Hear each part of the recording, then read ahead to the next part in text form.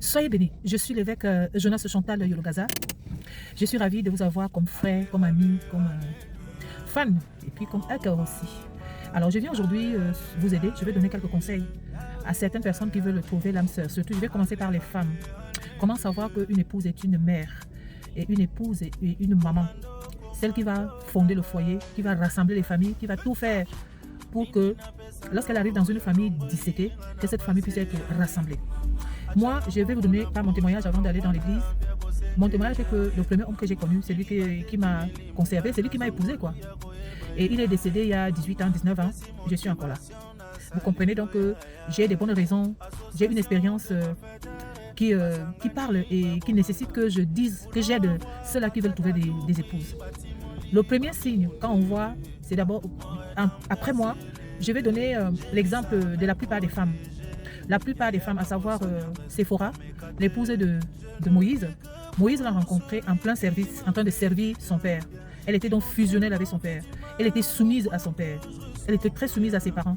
Donc le premier signe, c'est une femme que vous rencontrez qui n'est pas soumise et qui n'est pas en bon terme, qui n'est jamais en bon terme avec ses parents, son père ou sa mère.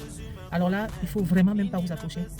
Le deuxième exemple, autant pour moi, c'est Rebecca, l'épouse d'Isaac. La Bible dit également qu'elle était en train de servir, toujours au puits, en train de travailler. Et en plus, on lui a posé un toison. On lui a posé une épreuve. Si la femme qui va me demander si j'ai soif, la jeune fille qui va demander, qui va me proposer de me donner à manger, à boire, pardon, et à donner à boire à mes chameaux. Vous vous souvenez qu'un seul chameau peut boire près de 200 litres. Et combien de jeunes filles sont passées par là? Et Eliezer, qui était le serviteur d'Abraham, a fait quoi? Voilà l'épreuve le test qu'il a posé. Et la Bible dit que Rebecca parmi toutes les filles qui passaient, Rebecca est celle qui est venue lui proposer à boire et à boire à ses chameaux. Ça veut dire que Rebecca était donc au service de ses pères. Non seulement ça, c'était quelqu'un qui était sensible à la douleur, à la souffrance des autres. Et même pas seulement des êtres humains, mais des animaux. Je ne peux pas développer vous-même. Moi, je parle aux enseignants. Je ne parle pas aux bébés. Je parle à ceux qui développent. Je vous donne juste des petits tics. Alors, je voudrais vous dire que quand je rencontre mon mari, j'étais en classe de 3e, j'allais en classe de seconde. Et j'étais en train de faire des coiffes. Je coiffais les femmes chez elles. Et c'est comme ça que une dame me dit, il y a une centrafricaine qui a besoin d'être coiffée. Et moi, j'avais déjà les rendez-vous ce samedi-là pour coiffer d'autres femmes. Et elle me supplie, cette dame. Je dis, ouais, j'ai déjà des rendez-vous. Elle me dit que non, elle a une cérémonie. Et c'était la cousine à mon futur mari.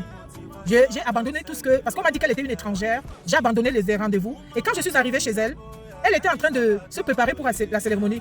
Je me suis introduite. J'ai commencé à l'aider. On a travaillé au point où on a servi les gens, on a fait la vaisselle et tout. Je n'ai plus pu la tresser. J'ai perdu donc toute une journée. Elle était un peu inquiète, j'ai dit c'est pas grave. Le lendemain dimanche, je suis venue la tresser. C'est à partir de là que, avec son mari, elles ont vu en moi une fille pieuse, une fille humble et tout. La deuxième chose, c'est qu'ils habitaient, ils étaient professeurs d'Etakra et nous étions dans le quartier Etakra. Toutes les filles de mon quartier avaient des copains dans cette école professionnelle d'agriculture à Ebolova. J'étais la seule, parce qu'il a fait des enquêtes, j'étais la seule qui n'avait pas de copains là-dedans. Vous voyez? Donc je voulais vous dire, et lorsqu'il m'a connue, j'étais en plein fugue. Et après, je l'ai présenté à mes parents. Et ma mère, on l'a surnommée ma belle-mère. Parce que mon mari, mon futur mari, mon feu mari, était tellement lié à mes parents, à ma mère. Et au point où il me disait, ouais, toi tu es tout le temps, c'est toujours toi qu'on appelle, c'est toujours toi quand il y a tel problème, quand il y a tel problème, je dis que c'est comme ça que je suis. Donc, je n'ai jamais montré à mon mari qu'il y avait des problèmes, que je ne voulais pas entendre parler de mes frères et soeurs. Au contraire, il a situé tout le monde, il a aidé tout le monde et toute ma famille.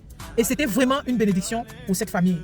Quand vous cherchez une épouse, ne regardez pas toujours l'apparence. C'est vrai, Dieu peut lier les deux. Mais il faut voir une femme, une jeune fille qui est soumise à sa famille, une jeune fille qui œuvre pour sa famille, une jeune fille qui se sacrifie pour sa famille. Nous voyons Ruth. Ruth, qui est la belle-fille à Naomi. Elle savait que c'était une veuve. Elle avait tout perdu, Naomi avait tout perdu. Ruth pouvait bien partir, mais elle a dit là où tu vas mourir, là où tu seras. Quelqu'un, donc Naomi était devenue sa propre maman. Elle était prête à mourir, à donner sa vie pour une veuve qui n'avait plus rien à lui donner, qui a perdu tout. Et c'est au travers de ce sacrifice-là que Naomi aussi lui a donné des pichenettes, des astuces pour séduire et épouser Boaz, le plus grand milliardaire de cette époque. La bonne femme, c'est celle qui vous unit à votre famille. La bonne femme, c'est elle qui est d'abord dans l'entente, une fusion avec ses pères, avec ses mères, avec sa famille. Ce n'est pas toujours ça. Il peut arriver des choses, il n'y a pas de règles sans exception. Mais ça, c'est d'abord le premier signe que je vais vous donner.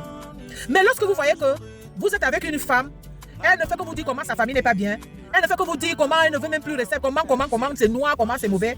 Si vous la mettez chez vous, elle viendra détruire votre famille.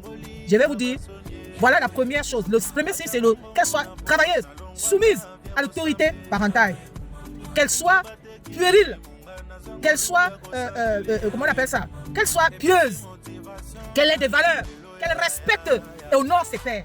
Alors là, vous verrez. Alors je reviendrai avec d'autres signes que le nom du Seigneur vous amène à épouser la femme qu'il faut. Sachez que si vous épousez une mauvaise femme, quelle que soit votre destinée, c'est foutu. Si vous épousez une bonne femme, même si les marabouts, les sorciers ont fait quoi, vous êtes sauvés. Veuillez partager, liker et on est ensemble. Soyez bénis.